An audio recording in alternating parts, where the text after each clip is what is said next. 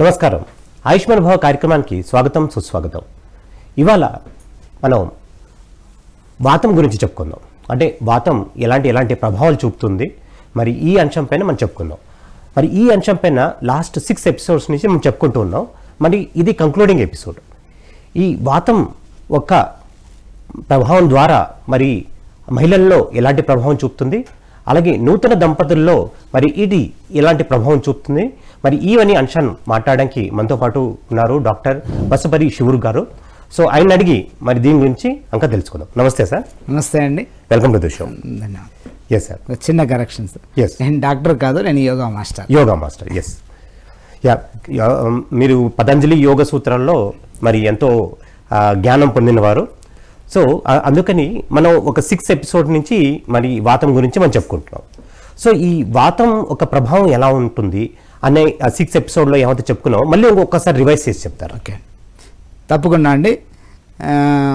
మానవ జీవితంలో ప్రధానమైనటువంటి త్రిదోషాలు, వాతపిత్త కఫ త్రిదోషాలు అనేటువంటివి మన దేహంలో ఉంటాయని మనకు అందరికీ తెలుసు. కానీ వాటి గురించినటువంటి సరైన నాలెడ్జ్ ఎవరికి లేకపోవడం వల్ల అనేక రకాల సమస్యల బారిన పడుతూ మనం జీవితంలో దుఃఖాన్ని అనుభవిస్తున్నాం. ఓకే, డబ్బును కూడా విపరీతంగా ఖర్చు పెడుతున్నాం. మన సంపాదన అంతా కూడా సగానికి పైగా ఆసుపత్రులకి, మందులకే వెళ్తుంది. నిజానికి త్రిదోషాలకు సంబంధించినటువంటి నాలెడ్జ్, విజ్ఞానం కనుక మనకు తెలిసి ఉంటే మనం జీరో మెడికల్ బడ్జెట్, మందులపైన ఎలాంటి రూపాయి ఖర్చు పెట్టకుండా జీవించవచ్చు, ఒక యాక్సిడెంట్ అయితే తప్ప. అలాంటి అద్భుతమైనటువంటి విజ్ఞానాన్ని మన పూర్వీకులు మనకు అందించారు. వారే ఋషులు, మునులు, మహర్షులు. మనం వీరిని మరొకసారి వీరిని ప్రపంచంలో మొదటి శాస్త్రవేత్తలుగా చెప్పుకోవచ్చు, సైంటిస్ట్. ఇక్కడ మనం గత 6 ఎపిసోడ్స్లో వాతం గురించి మనం డీటెయిల్గా తెలుసుకుంటూ వివరంగా అందరికి అర్థమయ్యే విధంగా వాతం యొక్క లక్షణాలు ఎలా ఉంటాయి, వాతంలో 2 అంశాలు ఉంటాయి, ఆకాశము మరియు వాయువు. వాటి యొక్క ప్రభావాలు మన దేహం పైన ఎలా కలుగుతాయి, వాటి ద్వారా మనలో ఎలాంటి సమస్యలు వస్తాయి అనే విషయాల్ని గత 6 వారాలుగా 6 ఎపిసోడ్స్లో మనం తెలుసుకున్నాం. ఇప్పుడు చివరి ఎపిసోడ్లో ఉన్నాం. వాయువు యొక్క, వాతం యొక్క లక్షణాల్లో చివరిదైనటువంటి పరివర్తన, చేంజెస్. ఇందులో కూడా చిన్న చిన్న పరివర్తనలో సొల్యూషన్ కూడా మనం ప్రీవియస్ ఎపిసోడ్లో తెలుసుకున్నాం. 2 అతిపెద్ద పరివర్తనలు మన జీవితంలో. అందులో మొదటిది వివాహం అనేటటువంటిది, మ్యారేజ్ అనేది అతిపెద్ద పరివర్తన పురుషుల లోపల మరియు మహిళల లోపల, ఇద్దరి లోపల. ఆ సందర్భంలో వాతంలో ఉన్నటువంటి ఆకాశతత్వం మన మనసు పైన దాడి చేసి మన మనసుని కఠినంగా, గరుకుగా, హార్డ్గా మారుస్తుంది. ఇది వాతావరణ యొక్క ప్రభావం. దాంతో మన యొక్క మనసు, ఇద్దరు మనసులు, వివాహం జరిగిన నూతన దంపతులు మరియు వారితో పాటుగా మహిళ వైపు నుంచి ఉన్నటువంటి బంధువర్గము, పురుషుల వైపు ఉన్నటువంటి బంధువర్గం, అంటే తల్లిదండ్రులు, మహిళ యొక్క తల్లిదండ్రులు, పురుషుల యొక్క తల్లిదండ్రులు, ఇదంతా కలిపి ఒక ఉమ్మడి కుటుంబం. ఈ భార్యాభర్తల మధ్య అన్యోన్యత బలంగా, దృఢంగా ఉంటే అన్ని కుటుంబాలన్నీ కూడా కలిసి ఉంటాయి. ఇక్కడ ఎవరిపైన అటాక్ చేస్తుంది? నూతనంగా పెళ్లి జరిగినటువంటి దంపతుల పైన. ఈ వాతం ఈ సందర్భంలో మనసుని కఠినంగా, గరుకుగా మార్చడం వల్ల అడ్జస్ట్ కాలేకపోతారు. దీన్ని గుర్తించినటువంటి మన శాస్త్రవేత్తలు దీనికి అద్భుతమైన పరిష్కారాన్ని కూడా చెప్పారు. అది వివాహం జరిగినటువంటి నూతన దంపతులు 30 to 40 days చల్లని వాతావరణంలోకి వెళ్ళకూడదు. అంటే ఈరోజు ఎగ్జాంపుల్ హనీమూన్, రకరకాల చల్లని ప్రదేశాలకు వెళ్తారు.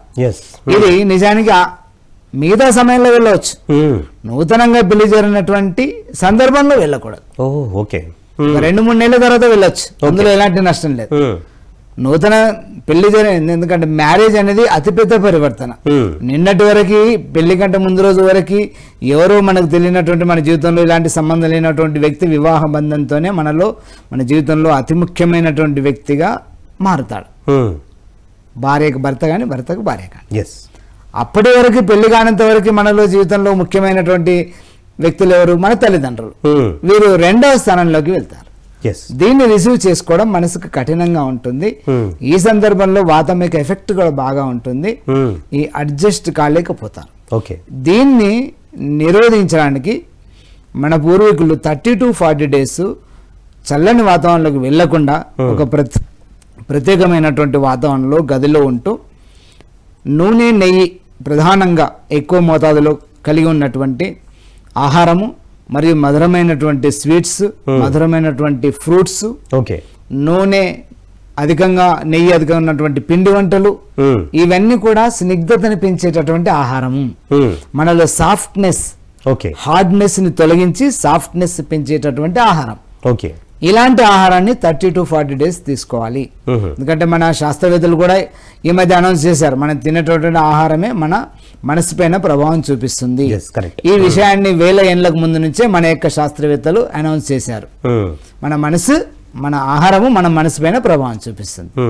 దీనికి సంబంధించి ఎలాంటి ఆహారం తీసుకోవాలి, వేడి వేడి తాజాగా ఉన్నటువంటి స్నిగ్ధతను కలిగించే ఆహారం తీసుకోవడం వల్ల నూతన దంపతులు ఈ 30 daysలో 40 daysలో ఉన్నటువంటి సమయం వారి జీవితానికి పునాది. మిగతా 100 సంవత్సరాల జీవితంలో కలిసిమెలిసి ఉండే విధంగా గట్టి పునాది ఇక్కడ పడుతుంది. దీని గురించి మనం ప్రీవియస్ ఎపిసోడ్లో డీటెయిల్గా తెలుసుకున్నాం. ఇక నెక్స్ట్ ఇప్పుడు మా ఫైనల్ ఎపిసోడ్ పరివర్తనలో మహిళ జీవితానికి సంబంధించినటువంటి ఒక ప్రత్యేక పరివర్తన. ఇది మహిళలకు సంబంధించినటువంటి చివరి అంశం. ఇప్పుడు ఈ వాతం దాంట్లో మీ కొత్తగా పెళ్ళైన వధువులకి గురించి చెప్తున్నారు. అంటే చల్ల ప్రదేశంలో ఉండకూడదు, కానీ వేడి ప్రదేశంలో వీళ్ళు ఉండొచ్చా అనేది ఒక ప్రశ్న వస్తుంది. వేడి వాతావరణంలో కాకుండా natural normal temperature, room temperature, room temperature లో ఉంటూ వారు తీసుకునే ఆహారం ఎలా ఉండాలి, ఇప్పుడు చెప్పినట్టుగా నూనె నెయ్యి శాతం అధికంగా ఉండి ఈ రెండు కూడా స్నిగ్ధతని కలిగిస్తాయి. మన శరీరాన్ని సాఫ్ట్ గా ఉంచుతుంది, మనసును కూడా సాఫ్ట్ గా ఉంచుతుంది. అలాగే మధురమైనటువంటి స్వీట్స్ కూడా మనలో సున్నితత్వాన్ని, సాఫ్ట్నెస్ పెంచుతాయి. ఫ్రూట్స్ కూడా తీయనైనటువంటి, మధురం మీన్స్ తీయనైనటువంటి, ఇలా పుల్లని పండ్లు చెప్పలే ఇక్కడ, తీయని పళ్ళు. ఇవి మనలో మృదుత్వాన్ని, సాఫ్ట్నెస్ పెంచేటటువంటి పిండి వంటలు. ఇవన్నీ కూడా తాజాగా చేసినాయి. అంటే ఏ రోజు రోజు వంట చేసినటువంటి, ఏ పూట కాపూట వంట చేసినటువంటి ఆహారం. ఎగ్జాంపుల్, ఇప్పుడు మనం అందరూ కూడా మార్కెట్లో దొరికేటటువంటి ఫాస్ట్ ఫుడ్, ఎగ్జాంపుల్ బేకరీకి వెళ్తారు, అది ఎప్పుడో 2 రోజుల ముందు 3 రోజుల ముందు తయారు చేసినాయంటే అవి మనసుని కఠినంగా మారుస్తాయి. అలాంటివి కాకుండా తాజా ఆహారం ఇలా తీసుకోవడం ద్వారా వాళ్ళు ఈ 40 రోజుల్లో కలిసి ఒక్కరిగా మారి అర్థం చేసుకొని మనసు కూడా సాఫ్ట్గా కావడం వల్ల మహిళ పురుషుని యొక్క తల్లిదండ్రులతో అడ్జస్ట్ అవుతుంది, పురుషుడు కూడా మహిళ యొక్క తల్లిదండ్రులతో, అత్తమామలతో అడ్జస్ట్ అవుతారు. వీళ్ళిద్దరు అడ్జస్ట్ అయ్యి మిగతా కుటుంబం అంతా కూడా అందరితో చిన్న జీవితం అంటేనే ఒడిదుడుకులతో కూడినటువంటి జీవితం. అనేక సందర్భాల్లో రకరకాల సమస్యలు వస్తాయి. ఆ సందర్భంలోనే ఒకరినొకరు అర్థం చేసుకుని కలిసిమెలిసి ఉండి కొనసాగించేది జీవితం. దానికి సంబంధించి మన పూర్వీకుల అద్భుతమైన పరిష్కారం ఆహారం ద్వారా జీవన విధానం. చల్లని ప్రదేశాలకు వెంటనే వెళ్ళకూడదు. ఇది అలాగ చెప్తూ ఈ 30 daysలో తీసుకునేటువంటి ఇప్పుడు చెప్పినటువంటి ఆహారం అవుతుందో అది రజోగుణాన్ని కలిగించే ఆహారం. నూనె నెయ్యి, మధురమైన స్వీట్స్, ఫ్రూట్స్, పిండి వంటలు, ఇవన్నీ కూడా ఎలా రాజభోజనం అనిపిస్తుంది మనకి. దీన్ని రాజభోజనం అంటారు. అంటే రాజసిక గుణాన్ని కలిగించేటటువంటి ఇది. ఈ సందర్భంలో తీసుకోవడం ద్వారా దంపతులకి పుట్టబోయేటటువంటి సంతానం ఆరోగ్యవంతమైన సంతానం, అపారమైనటువంటి మేధస్సుతో కూడినటువంటి సంతానం. ఇక్కడ నెయ్యి అధికంగా ఉంటుంది కాబట్టి మేధస్సుతో కూడినటువంటి సంతానం, శక్తివంతమైనటువంటి సంతానం, దృఢమైనటువంటి సంతానం, ఇలాంటి అవలక్షణాలు లేనటువంటి, ఇది మన పుట్టుకతో ఎలాంటి రోగ లక్షణాలు లేకుండా పూర్తి ఆరోగ్యవంతంగా సంతానం కలుగుతుంది. ఇలాంటి ఆహారం నూతన దంపతులు తీసుకోవడం ద్వారా మొదటి 30 to 40 days. ఇందులో ఇది కూడా ఒక కోణం ఉందని. ఇక మనం నెక్స్ట్ మహిళ జీవితంలో చివరి పరివర్తన, వాతంలో చివరి అంశము. ఇది మహిళకు సంబంధించినటువంటి, మహిళ జీవితంలో అతిపెద్ద పరివర్తన కేవలం మహిళకు చెందినటువంటిదే. ఇప్పటిదాకా వివాహం గురించి ఇద్దరికి చెందినటువంటిది, మహిళలకి పురుషులకి. ఇక్కడ తల్లి కావడం అనేది మహిళ జీవితంలో అతిపెద్ద పరివర్తన. అప్పటిదాకా కన్యగా అనేది తల్లి మహిళగానే ఉంటుంది, కానీ ప్రసవం, గర్భధారణ చేసి ఇంకొక బిడ్డకు సృష్టికర్త తల్లి ఇంకొక బిడ్డని తన నుంచి సృష్టించడం అనేది ఈ సృష్టి యొక్క ధర్మం. ఇది అతిపెద్ద పరివర్తన మహిళ జీవితంలో. తల్లి కావడం అనేది అతిపెద్ద పరివర్తన. ఈ సందర్భంలో కూడా పరివర్తన సమయంలో వాతం మన మీద అటాక్ చేస్తుందని మనం గత అన్ని ఎపిసోడ్లో చెప్పుకుంటూ వచ్చాం. ఈ సందర్భంలో కూడా వాతము మహిళ జీవితం పైన, మహిళ పైన అటాక్ చేస్తుంది. అంటే ఎక్కడైతే వాతం చొరబడుతుంది మహిళ జీవితం, మనం గత 2 ఎపిసోడ్ల ముందు చెప్పాం, ఎక్కడ ఖాళీ ఉంటే అక్కడ వాయువు చొరబడుతుంది. వాయువు మీన్స్ వాతం.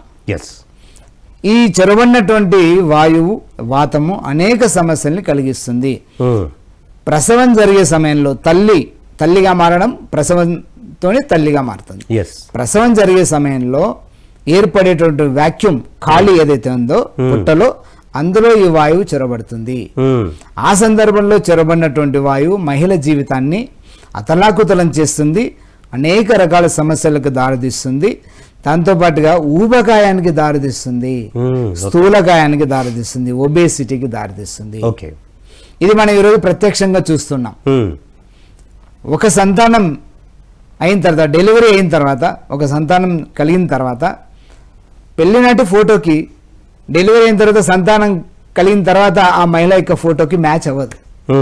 ఇది వేరే వాళ్ళ ఫోటో, అది వేరే వాళ్ళ ఫోటో అనిపిస్తుంది. అంటే అంత ఊబకాయం వచ్చేస్తుంది ఈ డెలివరీ తర్వాత. డెలివరీ సందర్భంలో మనం జాగ్రత్తలు తీసుకోకపోవడం వల్ల, ప్రసవ సమయంలో జాగ్రత్తలు తీసుకోకపోవడం వల్ల, ఈ అంశంలో వాతానికి సంబంధించినటువంటి సంపూర్ణ జ్ఞానము, టోటల్ నాలెడ్జ్ 1000 సంవత్సరాలుగా భారతదేశంలో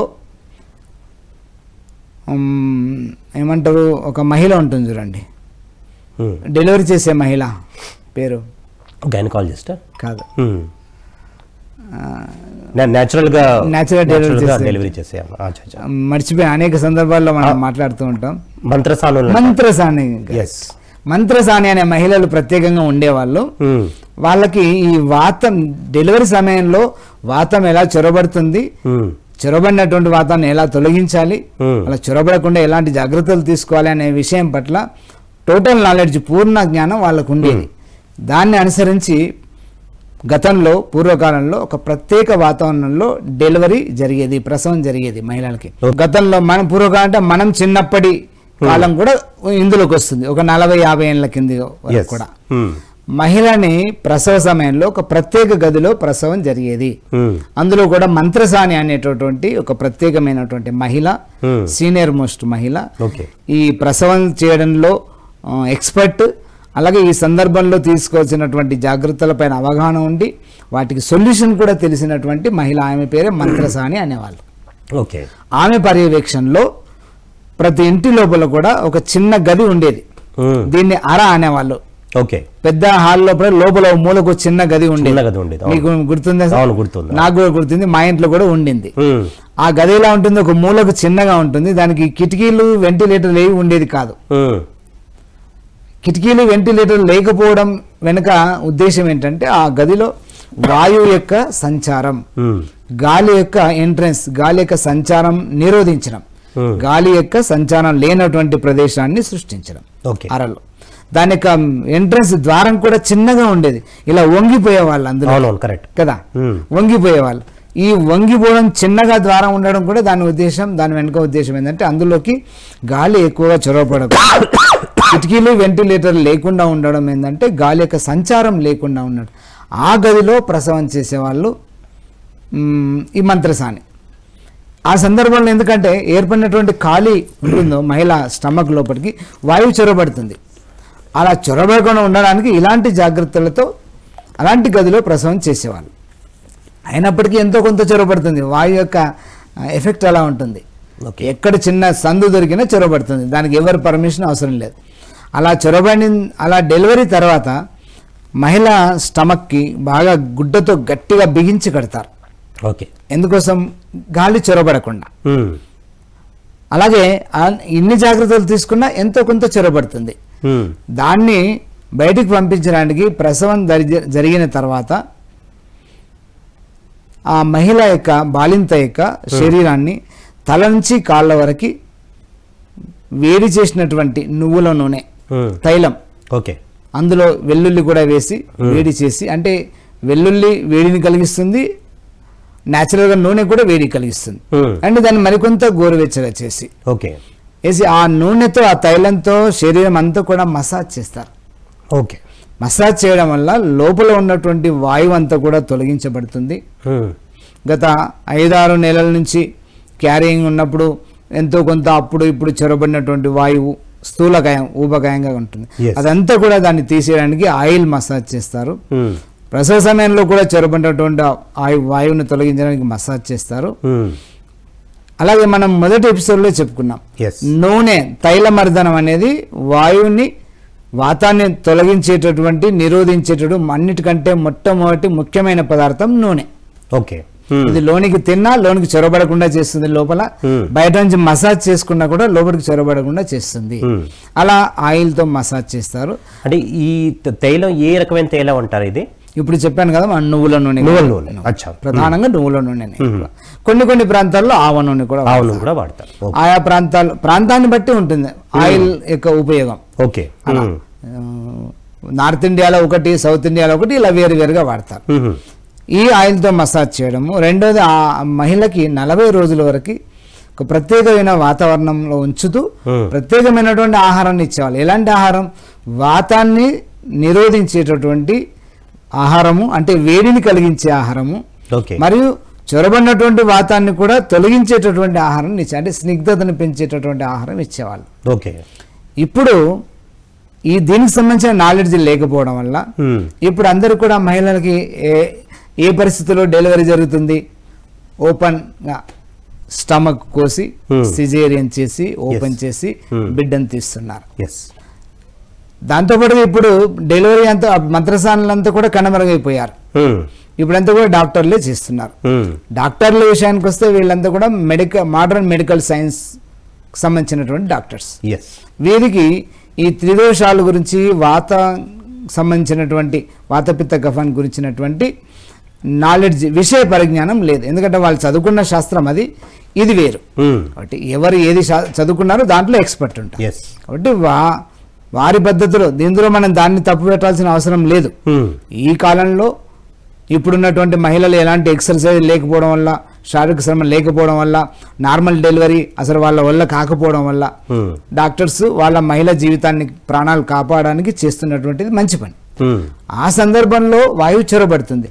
ఆ తర్వాత తీసుకోవాల్సిన జాగ్రత్తల పైన కుటుంబ సభ్యులకి అవగాహన లేకపోవడం వల్ల ఎలాంటి ఆహారాన్ని ఇవ్వాలి, ఎలాంటి ఆహారం ఇవ్వకూడదు, తర్వాత ఎలాంటి వాతావరణంలో ఉంచాలి తల్లి బిడ్డని అనేటటువంటి అవగాహన కూడా లేకపోవడం వల్ల ఆ మహిళ విపరీతంగా బరువు పెరుగుతుంది. వాళ్ళ 100కి 80% పైగా 80% అబో మహిళలు డెలివరీ తర్వాత, ఒక సంతానం తర్వాత గుర్తుపట్టని విధంగా ఒబేసిటీ, ఊబకాయానికి గురి అవుతున్నారు.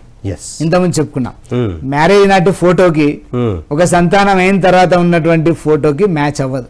ఇది వేరే వాళ్ళది, అది వేరే వాళ్ళది అనిపిస్తుంది. కానీ గతంలో మన అమ్మమ్మ నానమ్మ వాళ్ళు ఒక్కొక్కరు మినిమం 6 లేదా 5 నుంచి మ్యాక్సిమం 10 మంది సంతానం కూడా నార్మల్ డెలివరీలో జరిగేది.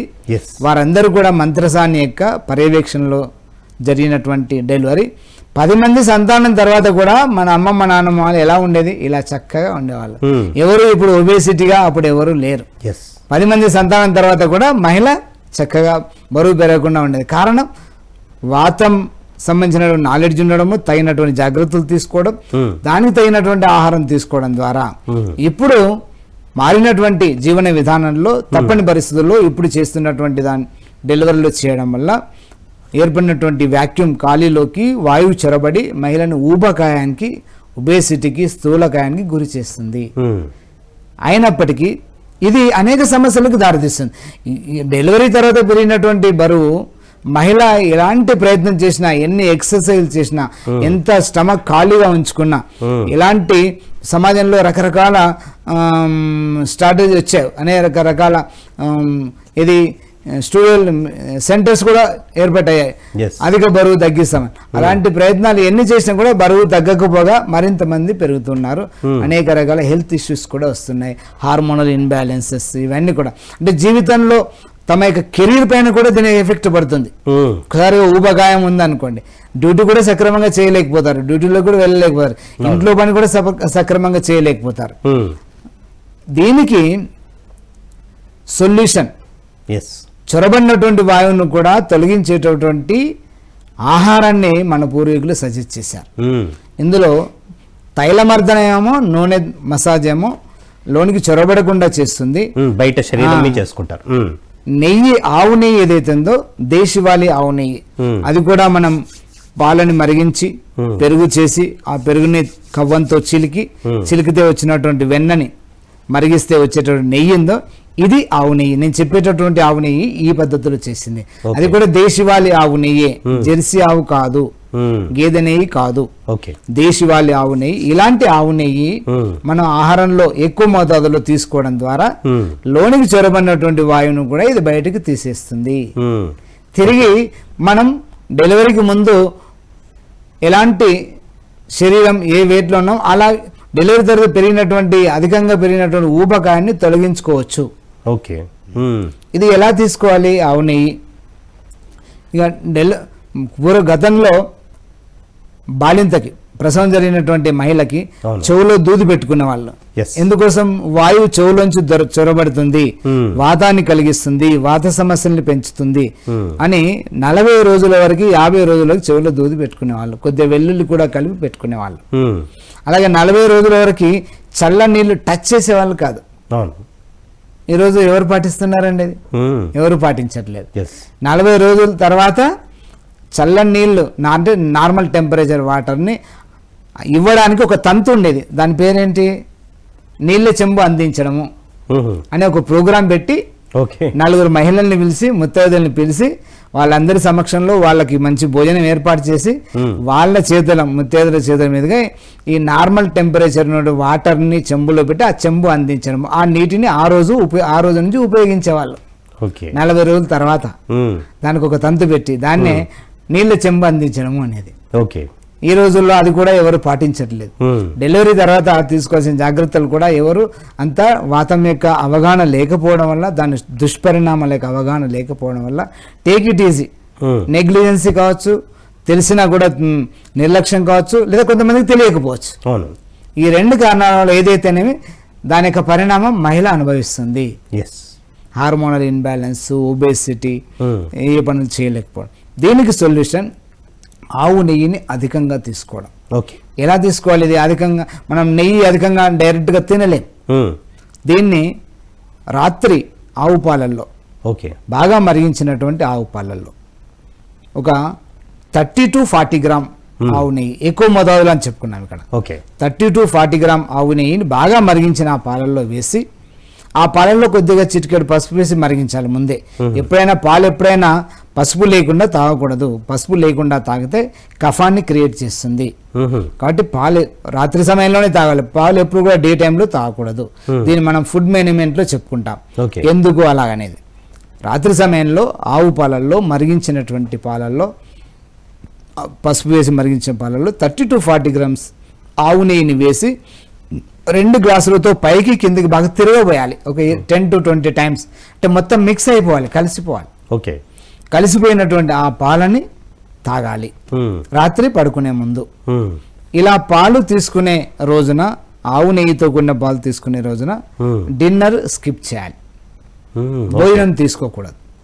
భోజనం ఒకవేళ ఎర్లీగా 6-7 గంటలకి డిన్నర్ చేయగలిగితే, 6-7 గంటల లోపల డిన్నర్ పూర్తి చేయగలిగితే ఎలాంటి సమస్య లేదు. అలా కాకుండా 8-9 గంటలకు డిన్నర్ చేసి 10 గంటలకి పాలు తాగితే మళ్ళీ వేరే సమస్యలు వస్తాయి. అరగదు, మళ్ళీ అడిషనల్గా అవుతుంది, మన భోజనం ఇండైజెషన్ అవుతుంది. అందుకని 6-7 లోపల డిన్నర్ పూర్తి చేయగలిగితే సంతోషం. ఎందుకంటే ఆవు పాలల్లో మనకు కావాల్సిన రాత్రి అంతా మనకి ఏ పని ఉండదు, తిని పడుకోవడం కాబట్టి ఎక్కువగా గ్లూకోజ్ కెలరీస్ ఎక్కువగా అవసరం లేదు. దానికి కావాల్సినటువంటి కెలరీస్ మనకు నెయ్యిలో పాలలో వచ్చేస్తుంది, సరిపోతుంది. కాబట్టి డిన్నర్ లేకుండా గ్లాసెడ్ ఆవు పాలల్లో ఆవు నెయ్యి ఇలా తీసుకోవడం ద్వారా 30 to 40 డేస్ తీసుకోవడం ద్వారా మనలో పెరిగినటువంటి ఈ అడిషనల్గా ఊబకాయం పూర్తిగా తగ్గిపోతుంది. ఏం జరుగుతుంది ఇందులో? ఇలా రాత్రి ఆవు పాలలో నెయ్యి కలిపి తీసుకోవడం ద్వారా పొద్దున్నే మన మోషన్ ఫ్రీగా అయిపోతుంది. ఒక 4-5 రోజులు వారం రోజుల వరకు సాఫ్ట్గా మోషన్ ఫ్రీగా అయిపోతుంది. ఓకే. రెండవది ఒక వారం రోజుల తర్వాత నీళ్లు వాటర్ వేరియేషన్ స్టార్ట్ అవుతుంది.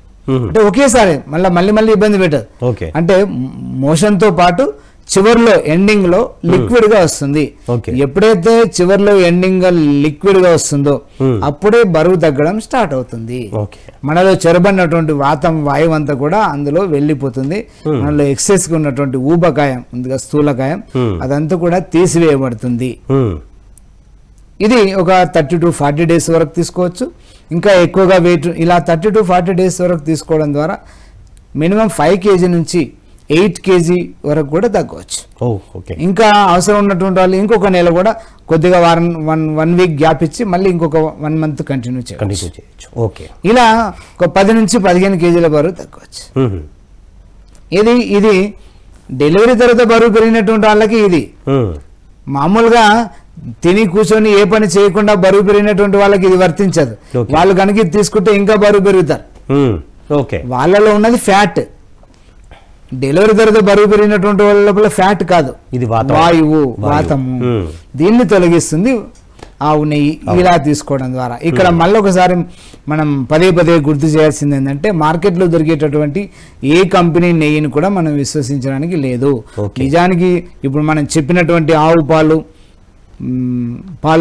మరిగించి పెరుగు చేసి చిలికి వెన్న తీసి చేసి ఈ పద్ధతిలో చేస్తే 500, 600, 1000 రూపాయలు రాదు. దాదాపు 3000 పైగానే ఖర్చు అవుతుంది. ఆవు పాలు 100 రూపాయలు లీటర్ దొరుకుతాయి. 20 లీటర్ల ఆవు పాలు అయితే 1 kg నెయ్యి వస్తుంది. ఇలా దాని కేజీ దాదాపుగా 3000 పైగానే ఉంటుంది. అలాంటి బెలనో పద్ధతి అంటాను దీన్ని. అంటే మ్యాన్ మేడ్, మనిషి తయారు చేసినటువంటి, మిషన్ మేడ్ కాదు. ఇలా తయారు చేసిన నెయ్యికే ఇలాంటి అద్భుతమైన గుణం ఉంటుంది. మనలో పెరిగినటువంటి వాతాన్ని అంతా తొలగించే అద్భుతమైన గుణం ఈ నెయ్యికి ఉంటుంది. ఇలాంటి జాగ్రత్తలు తీసుకోవాలి. ఆవు నెయ్యిని మీరు తయారు చేయగలిగితే తయారు చేయండి. ఆవు పాలు సంపాదించుకొని, ఆవు పాలు మీరు దొరకకపోతే కొన్ని గోశాలలు ఉంటాయి ప్రత్యేకంగా. ఇక్కడ మన ప్రాంతంలో కూడా కొన్ని గోశాలలు ఉన్నాయి. గోశాల వాళ్ళని సంప్రదిస్తే వాళ్ళు పాలు తీసిస్తారు, లేదా వాళ్ళే నెయ్యి చేసి ఇస్తారు. ఈ పద్ధతిలో కావాలని మీరు అడిగితే నిజానికి గోశాల వాళ్ళు ఈ పద్ధతిలోనే చేస్తారు. ఆవు నెయ్యి వాళ్ళ యొక్క ఇంపార్టెన్స్ తెలుసు కాబట్టి ఆ విధంగా గోశాల నుంచి మీరు తీసుకొనైనా వాడుకోవచ్చు.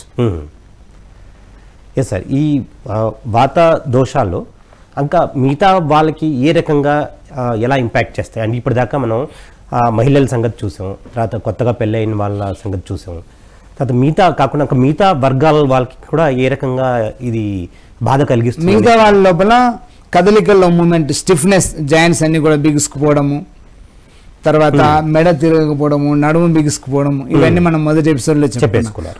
తర్వాత వాతం పెరగడంలో నొప్పులు, జాయింట్ పెయిన్స్, మజిల్ పెయిన్స్, తలనొప్పి, హెడేక్, ఇవన్నీ కూడా వాత లక్షణాలు. వాతం పెరగడం వల్ల మిగతా వాళ్ళ లోపల కలిగించే లక్షణాలు. తర్వాత డ్రైనెస్, స్కిన్ డ్రైనెస్, వాతం పెరిగితే స్కిన్ డ్రైనెస్, తలపైన డాండ్రఫ్, ఇవన్నీ కూడా వాతానికి సంబంధించినటువంటి. అలాగే ఇంటెస్టైన్ డ్రైనెస్, మలబద్ధకం. ఇక్కడ ఇప్పుడు చెప్పుకున్నటువంటి ఆవు పాలతో కూడినటువంటి నెయ్యితో కూడిన ఆవు పాలు తాగడం వల్ల ఎవరికైతే మలబద్ధక సమస్య ఉంటుందో వాళ్ళకు కూడా ఈ సొల్యూషన్ చెప్పాం మిగతా ఎపిసోడ్ లో, ఇంతకుముందు ఎపిసోడ్ లో డ్రైనెస్ లో. దాంతో మలబద్ధక కాన్స్టిపేషన్ ఉందో, క్రానిక్ కాన్స్టిపేషన్ ఉన్నటువంటి వాళ్ళకి పర్మనెంట్ సొల్యూషన్ ఇది. Very good, permanent solution. Yes sir, వాతంలో మనం మాట్లాడుకుంటున్నాం. దీనికి రావడానికి ముఖ్య కారణాలు ఏంటి? అంటే వాతం పెరగడానికి ముఖ్య కారణాలు ఏంటంటారు? Yes, very good. ఇది అతి ముఖ్యమైనటువంటి ప్రశ్న. ఇది తెలిస్తే మనం ఎవరికి వారే మనం జాగ్రత్త పడి సమస్య రాకుండా సొల్యూషన్ మనకి దొరుకుతుంది. ఏదైతే సమస్య ఉందో, రోగం కానీ సమస్య కానీ, అది రావడానికి కారణం తెలిస్తే సొల్యూషన్ కూడా మనకే తెలుస్తుంది. ఇక్కడ మనం దాని గురించి మాట్లాడుకుందాం. గత 5, 6, 7 ఎపిసోడ్ లో కూడా మనం వాతం గురించి డిస్కస్ చేశాం. ఈ వాతం ఎలా పెరుగుతుంది, ఏ కారణాల వల్ల వాతం పెరుగుతుంది అనే విషయం మనకు తెలిస్తే ఈజీగా మనం అన్ని సమస్యల నుంచి బయటపడవచ్చు. ఇక్కడ వాతం పెరగడానికి ప్రధానంగా 4 కారణాలండి. ప్రధానంగా మనకు తెలిసేటటువంటి 4 కారణాలు. ఈ 4ంటిలో మొదటిది ఎక్కువగా చల్లదనం. మనం ఎక్కువగా చల్లని వాతావరణంలో జీవించడము, చల్లని వాతావరణంలో ఉండడము, అంటే చల్లటి పదార్థాలు తినడం కూడా వస్తుంది. మనం ఏసీలు ఇట్లాంటివి ఉపయోగించడం, చల్లని పదార్థాలు భోజనంలో తీసుకోవడము, చల్లని నీరు తాగడము, ఇలాంటి చల్లని పదార్థాలు చల్లని వాతావరణం మనలో వాతాన్ని బాగా పెంచుతుంది. ఓకే. రెండవది వేగం. మనం వేగంగా ప్రయాణించినప్పుడు వేగంగా గాలి మన శరీరానికి తగులుతుంది, మనలో చొరబడుతుంది. చర్మానికి ఉన్నటువంటి చర్మ రంధ్రాల ద్వారా, అలాగే మన చెవుల ద్వారా వేగంగా వాయువు మన లోపల చొరబడుతుంది. అంటే ఇప్పుడు అంటే స్పీడ్ గా మన కార్ లో వెళ్ళినప్పుడు కానీ ట్రైన్ లో కానీ మనం ఎక్కువగా మోటార్ బైక్ మీద జర్నీ చేసినప్పుడు, బస్సులో వెళ్ళినప్పుడు కానీ ట్రైన్ లో వెళ్ళినప్పుడు విండో సీట్ దగ్గర కూర్చున్నా వేగంగా మనకు గాలి తగిలినా మనలో వాతం పెరుగుతుంది. మనం జర్నీ చేయాల్సిన ఇంట్లో ఉన్న కూడా వాతం పెరుగుతుంది. మనం సరిగ్గా ఫ్యాన్ కింద పడుకుంటాం. కూలర్ నుంచి వచ్చే గాలి వేగంగా వస్తుంది, కూలర్కి ఎదురుగ్గా పడుకుంటాం, ఎదురుగ్గా కూర్చుంటాం, లేదా సరిగ్గా నేరుగా ఫ్యాన్ కింద పడుకుంటాం. ఆ ఫ్యాన్ కూడా హై స్పీడ్ లో పెట్టుకుంటాం, స్లోగా పెట్టుకుంటే మనకు నిద్ర రాదు. వీటి కారణాల వల్ల కూడా మనలో వాయువు లోనికి చొరబడి వాతాన్ని పెంచుతుంది. ఇది స్టిఫ్నెస్ పెంచుతుంది, నొప్పులను కలిగిస్తుంది, అనేక సమస్యల్ని క్రియేట్ చేస్తుంది. ఓకే. ఇంతకుముందు చల్లదనం చెప్పుకున్నాం కదా, అదేమో డ్రైనెస్ ని పెంచుతుంది. బాగా పెయిన్స్ ని, స్టిఫ్నెస్ ని, డ్రైనెస్ ని పెంచి అనేక సమస్యలకి దారితీస్తుంది. పెరాలసిస్ కు దారితీస్తుంది చల్లని వాతావరణం. పెరాలసిస్ కి, న్యూరల్ ఇష్యూస్, బ్లడ్ ప్రెషర్, బీపీకి దారితీస్తుంది. ఇలాంటి సమస్యలకు అంతా కూడా చల్లదనం కారణం. ఇది వేగం వల్ల, అంటే వేగంగా మనం ప్రయాణించిన, వేగంగా గాలి వచ్చి మనకు తగిలిన, ఈ రెండు కారణాలు. ఇక మూడోది, ఇవి ఏవీ లేకుండానే మనం తిన్నటువంటి ఆ లోపలనే మనం వాతం ఉత్పత్తి అవుతుంది. ఎలాగా? మనం తిన్నటువంటి ఆహారము ఇన్ టైంలో డైజెస్ట్ కాకపోతే, సకాలంలో 2-3 గంటల్లో డైజెస్ట్ అయిపోవాలి. అలా కాకుండా మన లోపల జీర్ణ వ్యవస్థ బలహీనంగా ఉన్నా, మనం తప్పుడు పదార్థాలు తీసుకున్నా, సమయం కాని సమయంలో తిన్నా, ఆకలి లేకుండా తిన్నా, అదంతా ఎక్కువగా తిన్నా, అధికంగా తిన్నా, అది ఇండైజెషన్ కు దారితీస్తుంది, అజీర్ణానికి దారితీస్తుంది. ఎప్పుడైతే మనం తిన్నటువంటి ఆహారం ఇన్ టైంలో డైజెస్ట్ కాలేదంటే అది చెడిపోతుంది, కడుపులో పాచిపోతుంది, కుళ్ళిపోతుంది. ఏదైనా కుళ్ళిపోయిన పదార్థం నుంచి చెడు గ్యాస్ ఉత్పత్తి అవుతుంది. మన స్టమక్ లోనే విపరీతంగా గ్యాస్ ఉత్పత్తి అవుతుంది. మన స్టమక్ లోనే వాయువు తయారవుతుంది. అలా తయారైనటువంటి వాయువు మన దేహంలో అన్ని ప్లేసెస్ కి చేరుతుంది, జాయింట్ లోకి చేరుతుంది, సెల్ లోకి చేరుతుంది, అనేక ఆర్గాన్స్ లోకి, తలలోకి, మన కాళ్ళ చొరబడి మన బాడీని టోటల్ బెలూన్ లాగా తయారు చేస్తుంది. అలా గ్యాస్ ట్రబుల్ ఉన్నటువంటి వాళ్ళు చూడండి, ఇలా ముందుకు వంగలేడు, అలా వెనక్కి వంగలేడు, ఇలా తిరగలేడు, ఇలా స్టిఫ్నెస్, మనలాగా ఫ్రీగా మూమెంట్ ఉండదు. చూస్తే గుర్తుపెట్టచ్చు, వాడు కిందికి సరిగ్గా కూర్చోలేడు, అలా ఇబ్బందిగా ఫీల్ అవుతుంటాడు. అంటే మన బాడీ బెలూన్ లాగా తయారవుతుంది. కారణం మనం తిన్నటువంటి ఆహారం ఇన్ టైంలో డైజెస్ట్ కాకపోవడం వల్ల. అంటే అజీర్ణ సమస్య ఎవరికైతే ఉంటుందో వాళ్ళలో కూడా వాతం విపరీతంగా పెరుగుతుంది. అలా పెరిగినటువంటి వాతం ఇప్పటిదాకా మనం చెప్పుకున్నటువంటి అనేక సమస్యలలో ఏదో ఒకటి రావచ్చు, 2-3 రావచ్చు, 10 కూడా రావచ్చు. వాతానికి 70% వ్యాధులు వాతానికి సంబంధించినవి. ఆ 70% వ్యాధులు అంటే ఈక్వల్ టు 1000కి పైగా ఉంటాయి. అవన్నీ కూడా మనకు రావచ్చు. ఎవరి శరీరాన్ని బట్టి వారికి అలాంటి సమస్య వస్తాయి. నాలుగవది మలబద్ధకం, కాన్స్టిపేషన్. ఎవరి లోపలైతే మలబద్ధక సమస్య బాగా ఉంటుందో, మోషన్ ఫ్రీగా ఉండదో, వాళ్ళ లోపల లార్జ్ ఇంటెస్టైన్ లో, పెద్ద పేగులో ఈ మల పదార్థాలు, వ్యర్థ పదార్థాలు బయటికి వెళ్లకుండా లోపలనే కొద్దిగానే వెళ్ళి కొంత మిగిలి ఉంటుంది, నిల్వ ఉంటుంది. అంటే మలబద్ధక సమస్య ఉన్న వాళ్ళకి ఇదే జరుగుతుంది. పూర్తిగా విసర్జింపబడదు. వాళ్ళ లోపల పోతారు, 4-5 సార్లు పోతారు, కానీ కొంచెం పోతారు, అంత లోపలనే మిగిలి ఉంటుంది. పెద్ద పేగు లోపల ఏదైతే మల పదార్థాలు మిగిలి ఉన్నాయో, అంటే మలబద్ధకం ఉంటుందో, అది దాని నుంచి కూడా పొల్యూటెడ్ గ్యాస్ విడుదలవుతుంది. ఎగ్జాంపుల్, మనం మల పదార్థాన్ని బయట వేస్తేనే దాని వాసన భరించలేం, అవునా కదా? అది అంటే దాని నుంచి సహజంగానే గ్యాస్ ఉత్పత్తి అవుతుంది. అది కూడా ఎలాంటి గ్యాస్? దుర్గంధపూరితమైనటువంటిది, polluted gas.